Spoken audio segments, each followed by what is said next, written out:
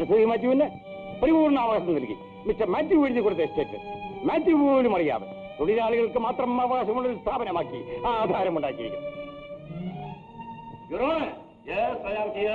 മാത്യുവിന്റെ മകളായ തങ്കക്കുട്ടിക്ക് ജീവിതകാലം മുഴുവനും ജീവിതത്തിന് ആവശ്യമായ ഒരു തുക കൊടുക്കണമെന്ന് ഇതിൽ വ്യവസ്ഥ ചെയ്തിരിക്കുന്നു. ഈ നിൽക്കുന്ന അന്നമ്മയും ഇതിലൊന്നിൽ സാക്ഷിയായി ഒപ്പിട്ടിട്ടുണ്ട്. തൊഴിലാളികൾ തിരഞ്ഞെടുക്കുന്ന മാനേജ്മെന്റ് ആയിരിക്കണം എസ്റ്റേറ്റ് ഭരണം നടത്തേണ്ടത് എന്നും ഇതിൽ വ്യക്തമാക്കിയിട്ടുണ്ട്. ഉന്നതമായ സോഷ്യലിസ്റ്റ് ആദർശമുള്ള ഒരു മഹതിയാണ് മിസ്സിസ് മാത്യു എന്ന് വ്യക്തം. തോട്ടം തൊഴിലാളികളെ പരമാവധി ദ്രോഹിക്കുന്ന മുതലാളിമാർക്ക് ഒരു മാതൃകയായി തീരണമെന്ന് അവർ ആഗ്രഹിച്ചു എന്നുള്ളതാണ് അവരുടെ മഹത്വം.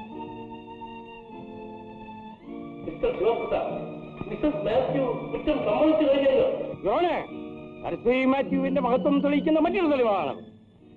യേശുദാസ് എന്ന തൊഴിലാളി പ്രവർത്തകരെ രക്ഷിക്കാൻ വേണ്ടി മാത്രമാണ് ഇവരെ കുറ്റമേറ്റത് എന്ന് സംഗതികൾ തെളിയിക്കും. ഒരു തൊഴിലാളി പ്രവർത്തകരെ രക്ഷിക്കാൻ വേണ്ടി പരമരത്തിൽ വരെ കയറാൻ സന്നദ്ധത കാണിക്കുന്ന മുതലാളിയാണ് സരസ്വതി മാത്യു. ഇതെല്ലാവർക്കും ഒരു ഫലമായിരിക്കട്ടെ. ഇവരാണ് ഞാൻ എന്റെ വാദം ഉപസംഹരിക്കുന്നു. മിസ്റ്റർ പ്രോസിക്യൂട്ടർ, ഇവരാണ് ഞാൻ ഈ കേസ് ബഹുമാനപ്പെട്ട കോടതിയുടെ തീർപ്പിന് വിടും. ഈ കേസിന്റെ വിധി പറയുവാൻ വേണ്ടി ഡിസംബർ 5-ാം തീയതിക്ക് അവധിക്ക് വയ്ക്കുന്നു.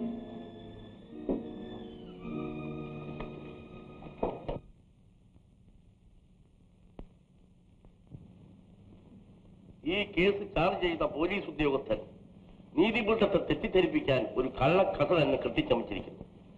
ഗവൺമെന്റ് ആ ഉദ്യോഗസ്ഥന്റെ പേരിൽ കർശന നടപടികൾ എടുക്കണമെന്ന് ഞാൻ ശുപാർശ ചെയ്യും. എന്താ ബാബു? സംഗി മരിച്ചു. അവളുടെ പ്രവൃത്തിയുടെ ഫലം കുപ്പിച്ചില് വിഴുങ്ങിയ അവസാനം അവൾ മരിച്ചത്. അവൾ മരിക്കാൻ നേരത്തെ സരസ്വതി കൊച്ചമ്മയോട് അവൾക്ക് മാപ്പ് കൊടുക്കണമെന്ന് പറഞ്ഞുകൊണ്ടാണ് അവൾ മരിച്ചത്. സരസ്വതി കൊച്ചമ്മ യേശുദാസിനെ വെറുതെ വിട്ടു. കൊച്ചമ്മ ടിവിയിലേക്ക് പോയി. ജോസ് തങ്കക്കുട്ടിയുടെ അടുത്തുണ്ടാവും.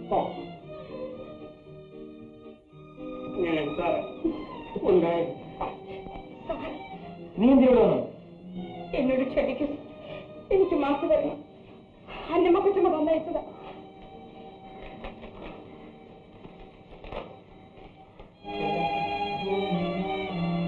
മിസ്സിസ് മാത്യുവിനെ വെറുതെ വിട്ടാലിടാൻ അപകടപ്പെടുത്താൻ മുതലാളിമാർ ആലോചിച്ചിട്ടുണ്ട്. ഞാൻ ടിവിയിലേക്ക് പോകും.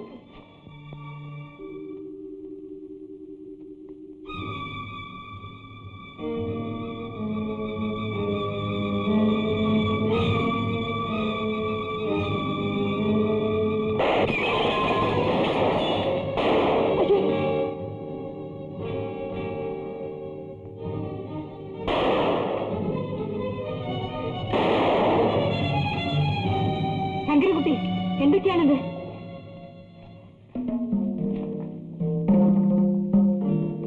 തൊഴിലാളിമാരുടെ ഐശ്വര്യം ഇനി അടങ്ങിയിട്ടില്ല.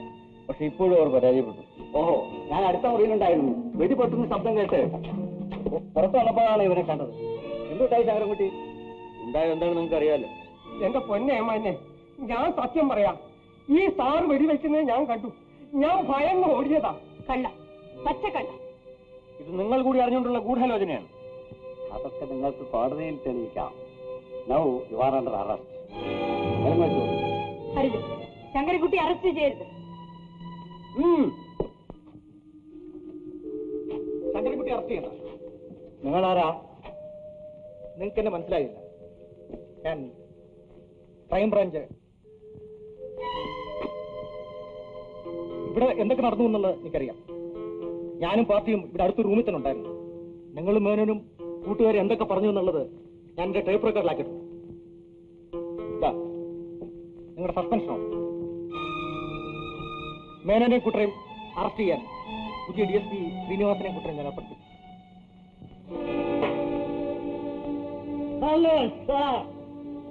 മരണം മരണം. ഞാൻ കത്ത് കൊടുത്തയച്ചുവെങ്കിലും ഇത്ര നേരത്തെ വരും എന്ന് പ്രതീക്ഷിച്ചില്ല. നേരത്തെ തന്നെ വരാമെന്ന് വിചാരിച്ചു. ഇരിക്കണം.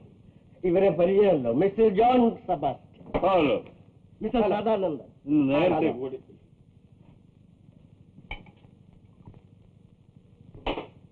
ഇന്ന് ഞങ്ങൾ നേരത്തെ കൂടി. ഞാൻ അല്പം കഴിഞ്ഞിട്ട് കുടിക്കാം. നിങ്ങൾ നിങ്ങളുടെ ഗ്ലാസുകൾ തീർക്കണം. അതെ, നമുക്ക് ആദ്യം തൊട്ട് തുടങ്ങാം. എന്താ വേണ്ടത്? ഒന്നുമില്ല.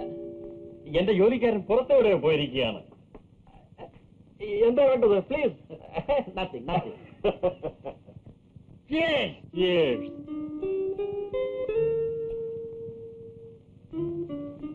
One more round, Mr. Ramanivana. Cheers.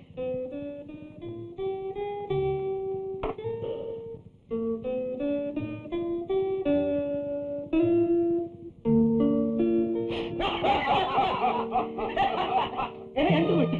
വല്ല വെടിവെപ്പ് ഉണ്ടായോ? ഈ മുതലാളിമാരെ 3 പേരെ കസ്റ്റഡിയിൽ എടുത്തുകൊള്ളു.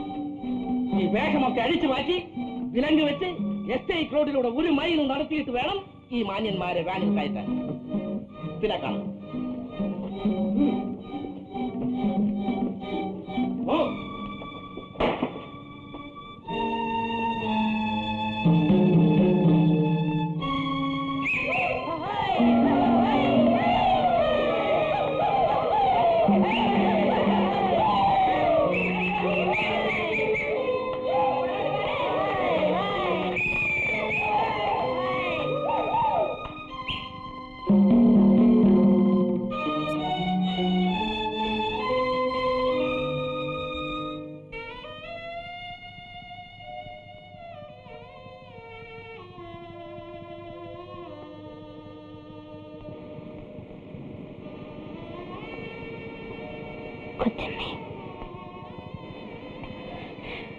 മോളെ, കൊച്ചമ്മ വന്നു വന്നു.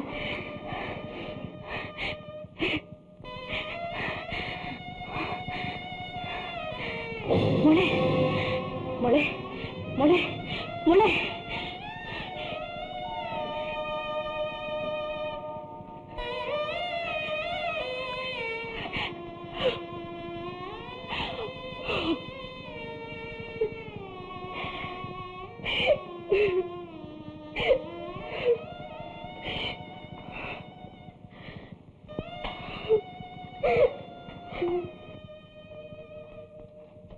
നീ ഒന്നുകൊണ്ടും ദുഃഖിക്കണം. ഞാൻ എല്ലാം കൊണ്ടും ദുഃഖിക്കേണ്ടവളാണ്. ഞാൻ അത്രയ്ക്ക് പാപിയാണ്. നീ ഏറ്റവും നല്ലൊരു സ്ത്രീയാണെന്ന് നിന്നെ അറിയാവുന്ന എല്ലാവർക്കും അറിയാം. ശങ്കരൻകുട്ടിക്ക് പോലും എന്നെ ശരിക്കറിയില്ല. എനിക്കറിയാം. സാഹചര്യങ്ങൾ കൊണ്ട് നീ ഒരു മുതലാളിയുടെ ഭാര്യയായി തീർന്നു. എന്നാലും എസ്റ്റേറ്റുകൾ അതിൽ ജോലിയെടുക്കുന്നവരെ സ്വന്തമാക്കാൻ വേണ്ടി നീ പരിശ്രമിച്ചു. ആ ആദർശത്തിന് വേണ്ടി നീ നിലകൊണ്ടു. മുതലാളികളുടെ മനപരിവർത്തനത്തിന് വേണ്ടി നീ ശ്രമിച്ചു. പക്ഷേ മുതലാളികളുടെ എല്ലാ ദുർഗുണങ്ങളുടെയും സമാഹാരമായ നിന്റെ ഭർത്താവിനെ മാത്രം നന്നാക്കാനേ നിനക്ക് കഴിഞ്ഞുള്ളൂ. ഫലമോ? മാത്യു നല്ലവനായപ്പോൾ അയാളുടെ കൂട്ടുകാർ അയാളെ കൊന്നു. മുതലാളിയുടെ ഭാര്യയും സോഷ്യലിസ്റ്റ് ചിന്താഗതിക്കാരുമായി ഇവളെ മുതലാളിമാരും വിശ്വസിച്ചില്ല, തൊഴിലാളികളും വിശ്വസിച്ചില്ല. ആ ധർമ്മസങ്കടമാണ് സരസ്വതി ഇതുവരെ അനുഭവിച്ചത്. ഇവളുടെ ആഗ്രഹം പോലെ ഡാനവർ എസ്റ്റേറ്റ് തൊഴിലാളികൾക്കായി വിട്ടുകൊടുക്കാൻ കഴിയും. ആ മാറ്റം ഒരു തുള്ളി രക്തം പോലും ചിന്ത നടക്കണമെന്ന് ഞങ്ങൾ ആശിച്ചു. പക്ഷേ ഡാൻവർ എസ്റ്റേറ്റിന്റെ കഥ ഈ നാട്ടിലെ വിവരമുള്ള മുതലാളിമാരുടെ കണ്ണു തുറപ്പിക്കുന്നത് എനിക്ക് ബോധ്യമുണ്ട്. ഞാൻ നിങ്ങളോടെല്ലാം യാത്ര ചോദിക്കാം. ഗോമു, നീയും ഞാനും യേശുദാസും വന്ന സ്ഥലത്തേക്ക് ഞാൻ പോവുകയാണ് മോളെ. എന്റെ ജീവിതം ആരംഭിച്ച് ആ അനാഥാലയത്തിലേക്ക്. ആരും ആശയമില്ലാത്ത കുഞ്ഞുങ്ങൾ ഇപ്പോഴും അവിടെ വരുന്നുണ്ട്. മിസ്സിസ് മാത്യു ഈ എസ്റ്റേറ്റ് വിട്ടെങ്ങും പോകരുത്. ഇനി എന്റെ വലിയ ലോകം ആ അനാഥാലയത്തിലാണ്. ശങ്കരക്കുട്ടിയോട് ഒരു മാനേജർ എന്ന നിലയിലല്ലാതെ ഞാൻ പലപ്പോഴും പെരുമാറിയിട്ടുണ്ട്. അത് എന്റെ ഗോമുവിന്റെ ഭർത്താവാകാൻ പോകുന്ന ആളെ ഞാൻ പരീക്ഷിക്കുകയായിരുന്നു. ശങ്കരൻകുട്ടി ഈ ഡാൻവർ എസ്റ്റേറ്റ് വിട്ടു പോകരുതെന്ന് എനിക്കൊരു അപേക്ഷയുണ്ട്. നിങ്ങളൊരു ചീത്ത സ്ത്രീയാണെന്ന് പോലും ഞാൻ സംശയിച്ചു പോയിട്ടുണ്ട്. എന്നോട് ക്ഷമിക്കണം. എന്റെ ഒരു അപേക്ഷയാണ്, നിങ്ങൾ ഇവിടം വിട്ടു പോകരുത്. അവളെ തടയണ്ട ശങ്കരൻകുട്ടി.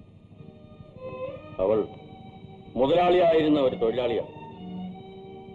ഹിന്ദുവിന്റെ പേരുള്ള ഒരു ക്രിസ്ത്യാനി.